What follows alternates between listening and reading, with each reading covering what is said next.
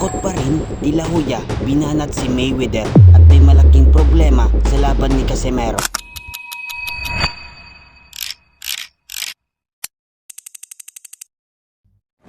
Yo mga bro, kamusta? Mainit na balita sa boxing ngayon. Tuluyan nang napuspon ang laban ni Janriel Casimero kontra Luis Nery na dapat sana'y gaganapin sa Kyrgyzstan.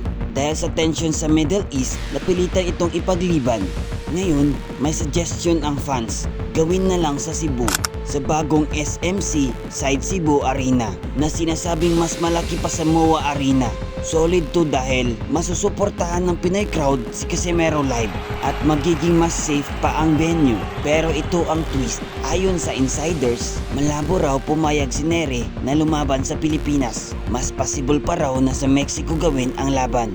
At hindi lang yan mga bro, may bangayan na naman sa boxing legends. Binanatan ni Oscar De La Hoya si Floyd Mayweather Jr. dahil gusto umano nitong gawin exhibition fight ang laban nila Manny Pacquiao. Para kay De La Hoya, fight a real fight. Sinasabi pa niya, pinoprotektahan pa rin daw ni Mayweather ang kanyang 50-0 record. At para sa fans, hindi na ito tungkol sa legacy, kundi sa pag-iwas sa tunay na laban. Kaya mga bro, tanong ko sa inyo, gusto nyo ba ng totoong rematch o exhibition lang? At saan dapat ang Casimero versus Nery, Pilipinas o Mexico?